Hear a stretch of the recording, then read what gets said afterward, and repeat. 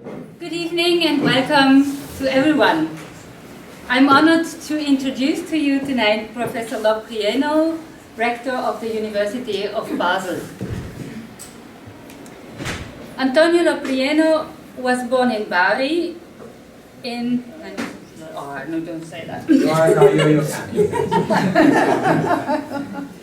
He studied Egyptology, linguistics and Semitic languages and literature at the University of Torino, where he received his PhD and worked as an assistant.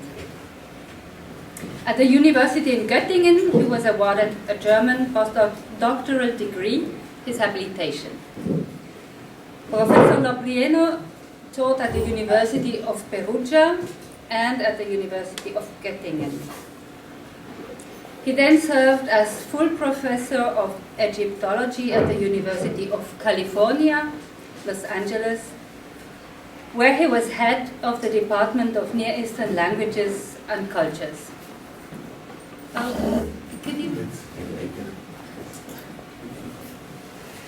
During his period, he served as a guest professor at the Hebrew University of Jerusalem, the École Pratique des Hautes Études in Paris, and the University of Heidelberg. Professor Loprieno has been full professor of Egyptology at the University of Basel since the year 2000. His main research areas include Near Eastern languages and Egyptian cultural history and religion. Prior to his appointment as rector of the University of Basel, he served as a dean of studies at the university's Faculty for Humanities, as president of the planning committee and as president of the library committee. He is head of the Conference of Swiss University Rectors. And the title of his lecture tonight, Can Universities Contribute to Peace and Development? A Self-Critical Approach. Thank you very much for being with us today.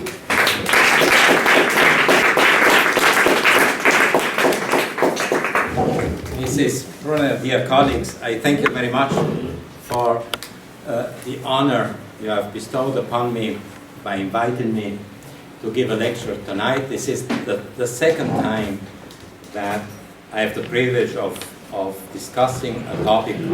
Last time it was from my own research activity. This time it's more from my service activity as university rector. And in a certain sense, I am particularly happy to be able to deliver this lecture tonight, or to have a discussion with you tonight at the World Peace Academy, because in recent months or in recent weeks, for the different reasons of life, the University of Basel and the World Peace Academy have been joined together in a difficult experience, also mediatic experience, that has had to do with the fact that one of your docents, for reasons that needn't interest now today in reality, but has come under pressure in the public eye. And that for this reason, the university and the World Peace Academy have been associated also in terms of public perception. And the reason why I mention this is that in a strange way, it has something to do with what I would like to discuss with you tonight, both with the first part of the title and with the second part of the title. Because I have observed in recent years a strange break or a strange division between, on the one hand, what the university can really do in terms of involvement in social and political issues, and what they are expected to do in this domain from the point of view of public perception. Generally speaking, you could say, and I'm going to try to give you an historical meaning or a historical background to that, you could say that the role of universities in public discourse has decreased over the last 20 years. But the expectations of society in terms of what the university should be have increased. So we have this very interesting dichotomy between what the university do or can do, perhaps they should do more, we'll see the self-critical part, and what they are perceived to be doing from the outside. As I said, I'm going to try to explain to you this quandary, this difficulty that universities, especially the European universities, public European universities are in right now, by going back a little bit to some steps in history. Don't worry, I will not start with 1460, 61, 62. I will choose arbitrarily only a couple of arbitrarily chosen years in which we can see some changes of what universities should be, are expected to be. Let's take the University of Basel, the year in which it was founded, 552 years ago. There were three main features that characterized the University of Basel and other universities at that time. And I would like to discuss them with you. First of all, universities were very much part of the established balance of power. In this representation at the end, at the introduction of the matricle of the enrollment book, first enrollment book of the university, we see the bishop of Basel, the rector of the university, and the mayor of the city of Basel, representing even visually a triangle of power. That is, the university at its inception was seen as an autonomous power, a center of power in close connection with two other centers of power, being the church on the one hand and the state, we could say, generally speaking, on the other hand. The second characteristic of the university at its inception was its elitist character. And I mean elitist both in the common, rather negative sense, but also in the neutral sense. The university was very much a will, an expression, a decision, a statement, an institution carried by local, primarily economic elites. The university, although in theory there was always the Pope behind them, but that was the theory. The reality was the university was wanted and carried by the local economic elites. So it was very much rooted in a practical reality. But besides this being rooted in its practical reality, it had a very non-local academic orientation. It was an expression of a view of scholarship as something that was beyond the local boundaries. In fact, as you see, I wrote on purpose the term international in parentheses because the term international was not yet really significant at that time. That was already a time in which we didn't really have nations in the modern romantic sense. So the important part is that the academy had very much a non-local, global, we would say, orientation. Global being at that time, of course, Europe, not the entire world. But its economic support was very much local. And that was, and its autonomy was in fact an autonomy vis-a-vis the two other centers of power in the university. We make a jump. Let's imagine, just for the sake of convention, let's imagine that between 1460 and 1938, more or less, the university remained what I just described to you right now. These are very broad generalizations, but they probably help us to bring us to the point that is of concern to us today primarily, which is the present time. Let's choose 1938. 1938, I choose the year because it's the year of the statue which you find at the entrance of our building, main building of the University of Basel. And it's a statue of a Basler sculptor named Alexander Chocker, and it represents two individuals. An old man, old with white beard, well, white it's marble, but it should also be white in the idea of the of a sculptor and a young man in front of him. Who are these two people? The professor, the ideal professor, and the ideal student. This is a university whose foundation, whose spirit is marked by three other slightly different approaches. First of all, the university is very much individually oriented. University is the place of individual discussions. The connection between the professor and the student, perhaps his successor on his chair, is one of the characteristic features of this, let's say, modern university, which is usually associated with a Humboldt model.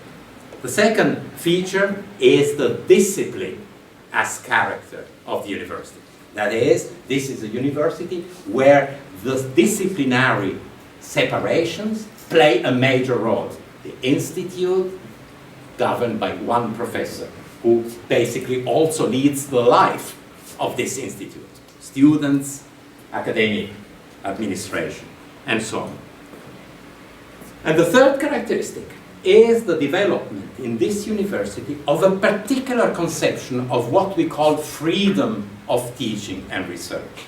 You know that the word freedom is one of the freest you can imagine, because many of us attribute to this word a very complex semantic. But this particular meaning of freedom, Freiheit von Lehre und Forschung, is very much rooted in this model of university. And what freedom really means in this context means freedom for the professor to say what he or she, mostly he at that time, deemed appropriate, more or less without too much concern for what the political elite would think about it.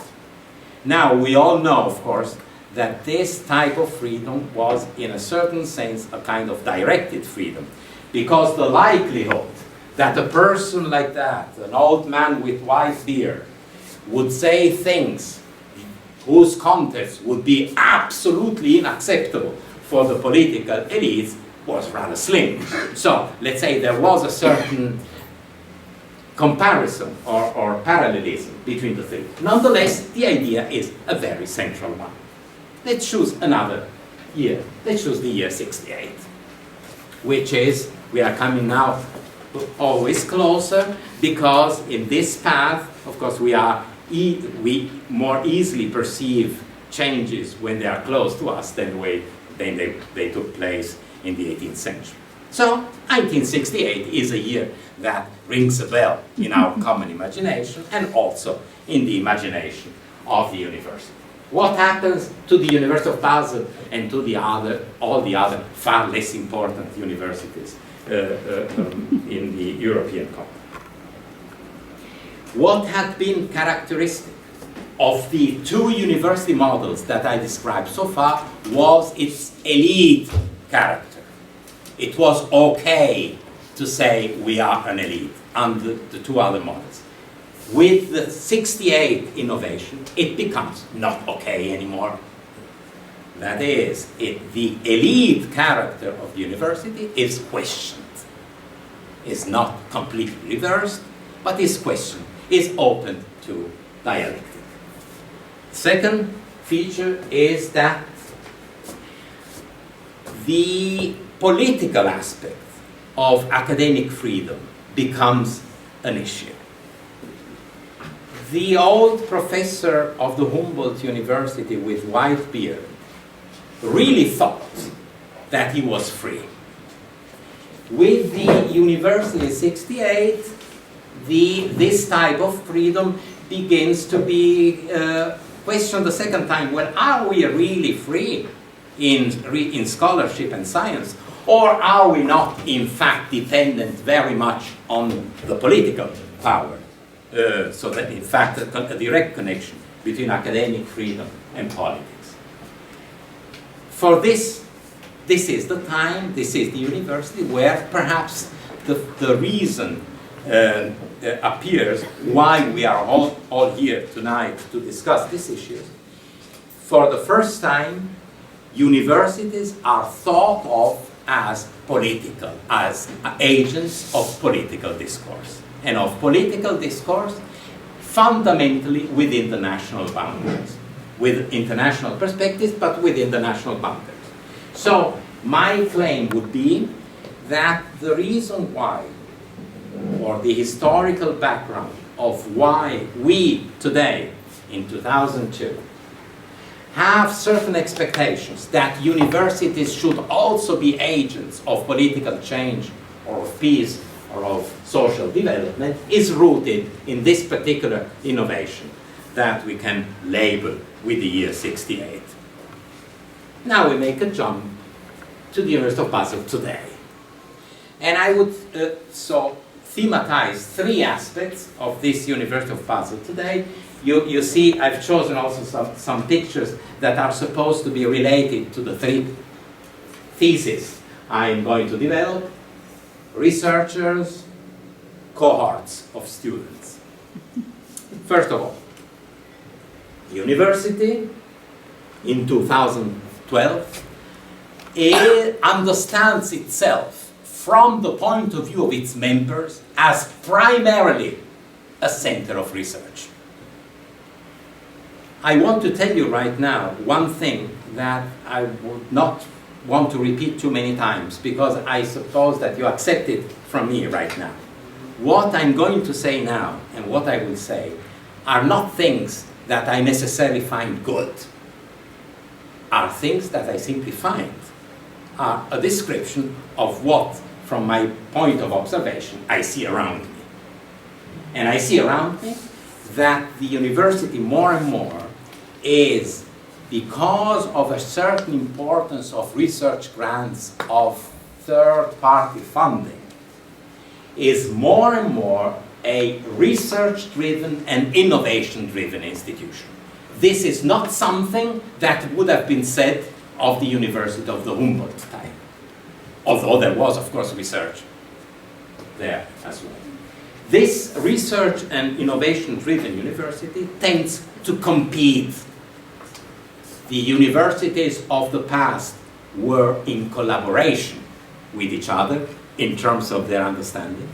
The universities of the present are in competition with each other.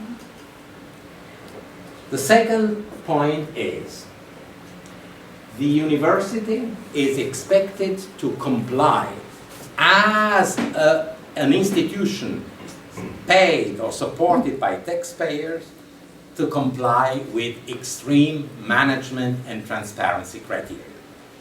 All steps of the university as an institution are under public and political scrutiny. Now, you can draw your conclusions in terms of what that means from the point of view of freedom, but that's the reality. What the university says is analyzed constantly, because the university is seen as being very close, rightly so, to the taxpayers who spend their money, invest their money in university. Third element of distinction between this university and the Humboldt University of the past: it's a university in which attention is paid to the needs of groups of students, not of the individual path to science. This is a university where a role is played by the programs, not by the single individual choice of one person. Once again, is it good, is it bad? We can talk about it, but that's the way it is right now.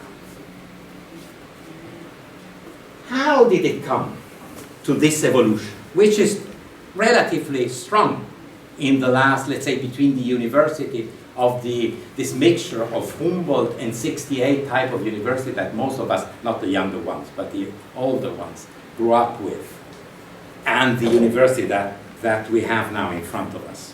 And I've tried to collect a certain number of points of evolutions that have taken place in recent times. One very central change that has taken place in the European university system is the hegemonic role taken by the Anglo-Saxon model. That is, While 30 years ago or 20 years ago, Harvard or Oxford would not be at the level of the world perceived as more relevant than Heidelberg or Sorbonne, that's the case right now. The case right now is that the hegemonic model of university is an Anglo-Saxon one. You just need to take a look at the rankings that are published yearly, and I can tell you with unwelcome regularity, because it always, each time that the ranking appears, there are 10 questions of journalists to ask you why have you moved from 125 to 113, if that's good, that's bad, etc. But if you look at these rankings, you will find that 80% of the universities, of the top 100 universities, and 100% of the top 20 universities are Anglo-Saxon universities. Why? Are they all better? Certainly not. Of course not. There's no university that has been decided by God to be better. That's simply because the way our perception of university is organized follows very much that type of paradigm. So, that type of paradigm means that in our understanding of the word Universität in German, or Université in French, which is etymologically, of course, the Latin word universitas. In fact, there has been a change in expectation. The modern university of Basel, or of Zurich, or of Besançon, is far more a university of the Anglo-Saxon type, or tends to be projected into that direction, than a universitas of the Latin model. The three words are the same word, but not quite the same word from the point of view of the expected encyclopedia. That is, the continental academic model of university has, on the global level, been challenged. How do we know that? Because when new universities emerge in China, in Singapore, in Dubai, wherever you want, they follow the model of American universities, not the model, unfortunately, of the University of Basel. So this is what decides on hegemonic rules. Second great change that has happened in the last 20 years is the role of public university. Public university, until 30 years ago, was an organ of the government. A little bit like a high school. All right? The University of Basel 30 years ago was governed by the state councillor of the canton of Basel. But of course, it was not governed by him because he didn't have any idea of what was going on. Because in fact, there was no real University of Basel as an institution, as a manageable institution. It was more or less a virtual compound of various institutes, right? Now, the public university is more and more a compact institution of society with societal stakeholders. You can believe me that daily, the university is actually exposed to questions, requests, comments, sometimes supportive suggestions, most of the time not supportive suggestions, from very many, what we call now, stakeholders of society. From the economic, but not only from the economic world, also from the cultural world, and of course from the political world, and of course from high schools. So everyone, I don't want to say it's like the national team in soccer, where everyone knows what the best combination of players would be, but almost. Almost, there is very many people think they know what the university should do. That was not the case 30 years ago. That's what I mean with the evolution from organ of the government to the institution of society. That is, the university has now this magic word that is always mentioned, and that is the word autonomy. Universities are autonomous in terms of how they manage themselves, but of course are very much dependent on public scrutiny at all levels. Very major change is that this very special attention to the discipline, to the Fach, as it is called in German, that had characterized the University of the Humboldt times, has been replaced by a priority of what I call a priority of the brand. I carry, always close to my heart, a pin of the University of Basel, not a pin of Egyptology. Well, now you would say, well, if not you, who should carry the pin of the University of Basel? Well, but that is a sign my predecessors 30 years ago wouldn't have even thought remotely of carrying. First of all, there were no pins of the University of Basel at that time, but there was a particular reason for there not to be any pins of the University of Basel. The university is more and more, we think of the universities more and more as compact structures, as, let me use the word, corporate structures. I don't want you to believe that I'm associating the university with the industry, but I'm associating the university with this particular perception that is also common to the industry, whereby the institution is one thing. So that, for example, the journalist can call me and ask me, what is the position of the University of Basel on the 5 years plan of the Soviet Union, which doesn't exist anymore? 30 years ago, no journalist would have asked a rector what the position of the University of Basel was, because there was no expected position of the University of Basel. The University of Basel was a compound of professors.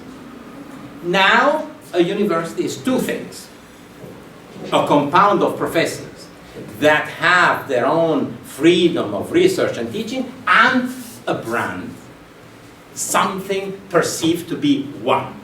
And perceived to be one also for very basic managerial reasons. Because when the government of the two cantons of Basel City of Basel Land give their money, they don't give their money to Egyptology or to biology, but they give their money to the University of Basel and want to have a reporting of the university as a whole. That was not the case until 20 years ago. That is a major, major change. This is also one of the reasons, you remember I told you before, the idea of the competition behind universities. The idea of the competition is fostered by the fact that the universities have a brand. That a student who comes to the University of Basel has two advantages. One is that he comes to Basel, and the second one, that he doesn't go to Zurich. That is a feature that was not there until 20 years ago. I want to tell you something. So, Brunner mentioned that I've been for many years, 12 years, I was at UCLA, at the University of California in Los Angeles. And I am, in a certain sense also, I delude myself that I'm quite familiar with the Anglo-Saxon model. That, as you see, I do not worship. It's one like all the others, but that now has a certain hegemonic relevance. The first day that I was in Basel, I found a letter on my desk. And that was a letter of my colleague of my field in Egyptology in Zurich. And he wrote me, "Dear colleague, welcome," of course in German, "welcome to Basel. I have a request for you. Would you kindly write a letter to the rector of the University of Zurich, because there are plans here of closing Egyptology. So, can you write a letter?" And I have to tell you, I was a little bit perplexed, because I was already so subject to the Anglo-Saxon brand competition model that I immediately thought, this guy is not really sane. Because if there is one thing that I should be happy about as professor of Egyptology in Basel, is that the chair in Zurich be closed. Because then all the people come, of course, to Basel. Why should I be particularly interested in Zurich having Egyptology in such a small country if we have to fight with numbers? And then, of course, I mean, I understood that I'm now exaggerating a bit, because he was, my colleague from Zurich, was appealing to my disciplinary solidarity, not to my institutional solidarity.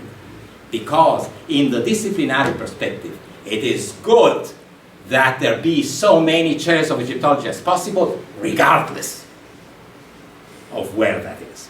Because the link is rather to the colleagues of the disciplines than to the colleagues of the university. All right? And that is a major change in the last 15 years.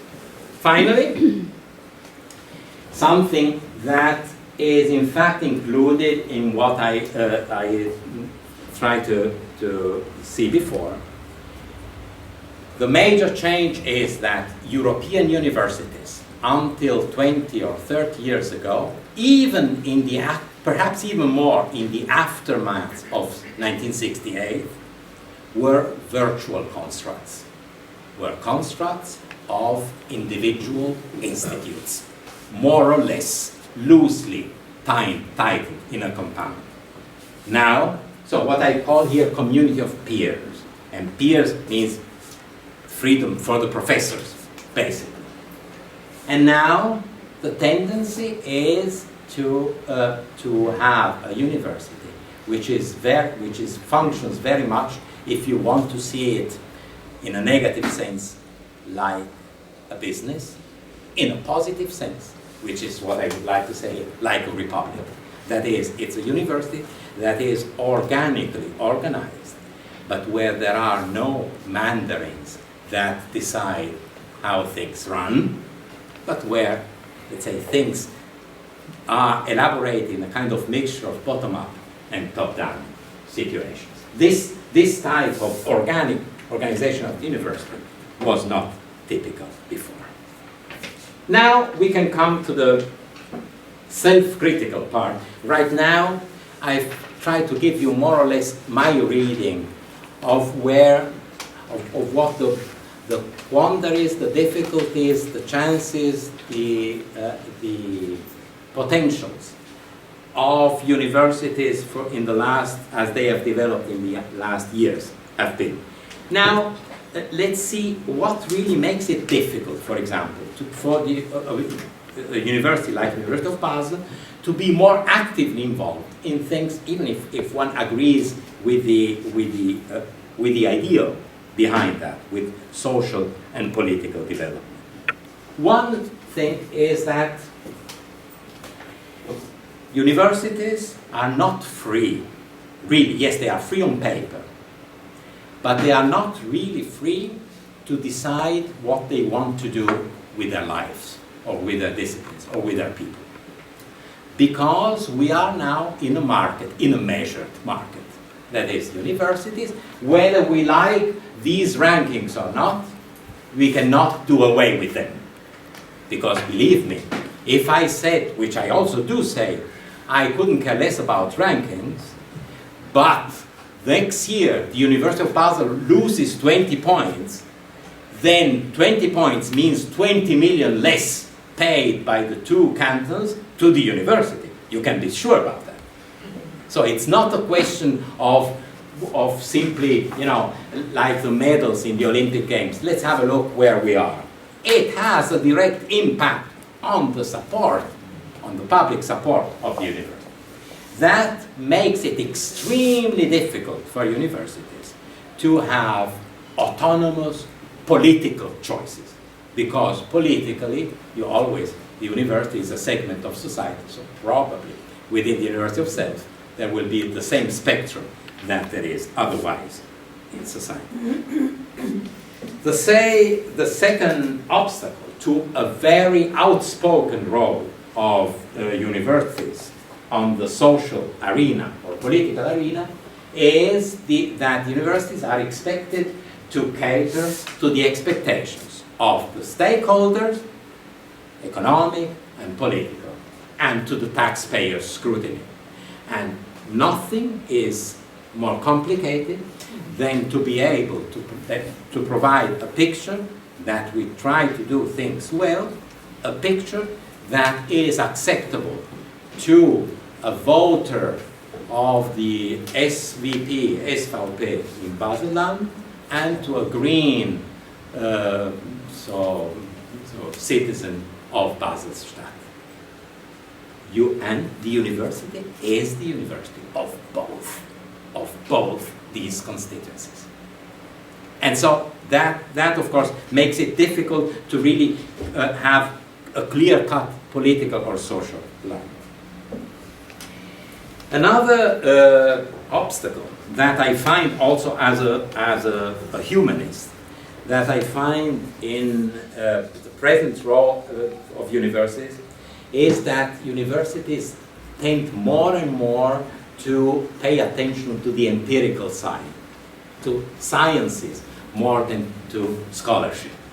That is, hermeneutic fields, philosophy, sociology, Egyptology, they tend to not to really lose importance, but to become less present in the life of university, because they are less able than, say, topics like medicine or natural sciences to provide empirical evidence of what they do. And it becomes far more difficult than in the past to justify investing money in hypotheses. That is difficult because of what I said before. We do it, hopefully we do it as well as before, hopefully even better, but it requires more effort. It's an objective obstacle. And the last major obstacle that I personally find is what I would call the general post-structuralist or deconstructionist crisis. And that is that while the University of '68 was a university very much in the structuralist mode, a university that believed that there was something like truth. The social and political and especially intellectual climate of 2012 is a climate of uncertainty, of weak thought, of no real belief in great models, the typical models that have made out the youth of some of us. This is what I call this general post-structuralist or deconstructive crisis. That this uncertainty, this reluctance to believe that there are models according to which you can powerfully explain the world is an obstacle to a more active role of universities. And yet now, after this self-criticism, what can university, not only can, what must university do? Because there is something. I mean, I'm not here just to tell you, well, this is difficult life, we are not going to do anything. The university should still try, within the frame of their possibility, to fight for a certain number of values. The first value is Freiraum. I use the German term because I don't know that there is one word in English that would express this concept. And Freiraum means that the university should always, in all forms of debates, in all forms of difficulty, should always keep a platform free where you can say whatever you want. Now, mind you, this platform might not be the official voice of the university for the reasons that I told you before. But the universities have a duty to see to it that there be somewhere a Freiraum. You see what I mean by that? That is, the universities have to juggle a little bit between what their mandate at the general level is and what can be structurally supported in the open forum.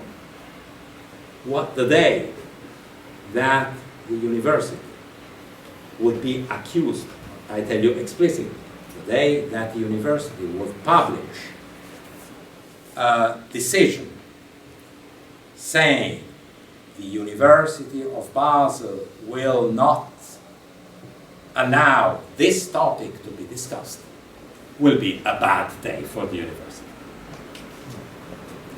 Which doesn't mean that University of Basel will not find ways, if there are difficult situations, to prevent these difficult situations from arising. The second value that, in my opinion, cannot be renounced is Aufklärung. Here there is an English word, but the English word has a little bit only an historical value, and the English word is enlightenment. But enlightenment in English is very much associated with a philosophical movement. Aufklärung, I mean here with the value underlying this movement, and that is that within its own perspective, in all forms of debate, the university should contribute its know-how in terms of explaining what the background really is. Right? To explain rather than to be vociferous for one or the other side. That is what the university as an institution can do, which of course doesn't mean that individual members of the institution should not be involved in whatever message they deem appropriate. But the university as a general structure should have as inspiring global value the value of enlightenment, of explaining rather than engaging. Or engaging, yes, but of being engaged. Finally, the value that I would like to uphold here is the value of critique, which doesn't mean criticism. So critique of existing social and political problems means trying to look or to analyze what conditions have brought about a situation that we have.